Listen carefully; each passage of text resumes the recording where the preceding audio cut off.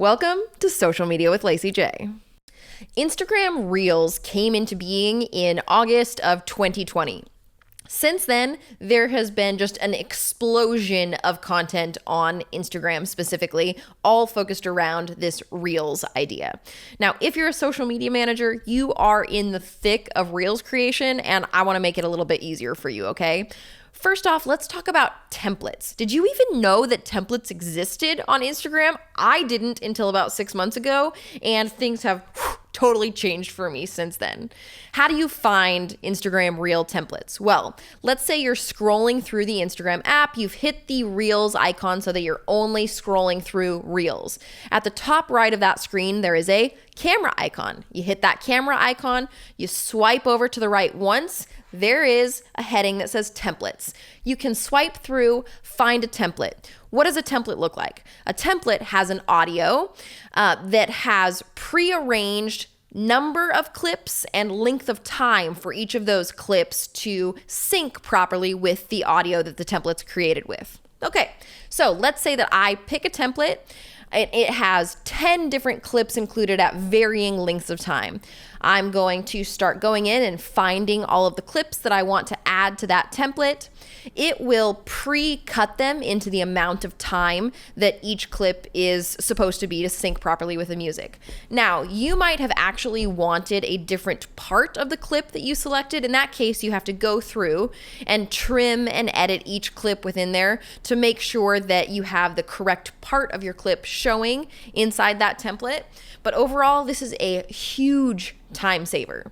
A quick tip on how to do this well: if I know that I am going to create a reel with a specific set of photos and videos that I have on my phone, I will often save those photos and videos to a specific folder or album inside of my Photos app to make sure that I'm not having to scroll all around and find the clips and photos that I want, and maybe accidentally put a photo or clip in there that I didn't mean to put in there. I'm not speaking from experience. I don't know what you're talking about.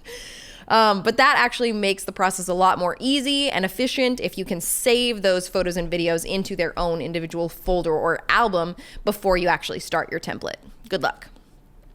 Now, another Reels editing hack that I want to talk about is this new feature called gesture control. Now, if you are recording the video inside the Instagram app, let's say you've got like a specific audio that you are mouthing the words to, it can be really frustrating to use the timer function. It can be really distracting to try to just click the record button and then start talking right away. So there is this new option called the gesture function. If you initiate the gesture function, you can raise your hand to the screen and it sees your hand and starts the recording. Okay, so cool. And then when you're done with that clip, you can raise your hand again and it will stop the recording.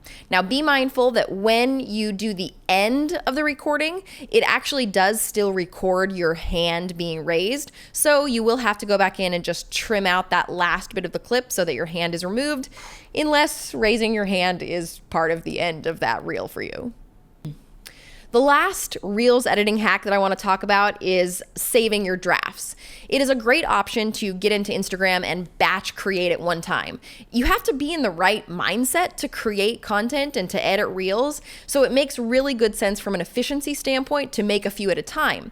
Now, you might, though, save those drafts because you're not going to be publishing them all at the same time, and sometimes saving those drafts can be kind of dangerous.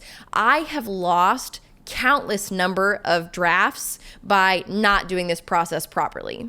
So let's say you finish editing a draft and you go to save it. Before you close out of that, you should, I don't say should very often, but I mean it this time because I have really hurt my own feelings very many times by losing drafts.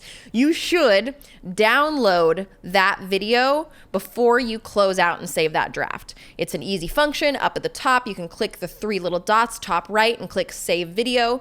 It will save the video. Usually it will not save the audio with it, but it will save the video that you edited so that if that draft ends up disappearing, you have a copy of the edited video and you can at least just upload that, sync it with the audio properly, and you don't have to start from scratch. Now, how do those videos end up getting deleted in the first place? Well, when you save drafts, they're actually only saved on the device level, not the account level, okay? So I could create a draft on my phone, on an Instagram account that I manage with someone else, and they would not be able to see the drafts that I've created. It does not upload them and save them to the account level. It only keeps them on your device. So one thing that could happen, you could lose your device, break your device.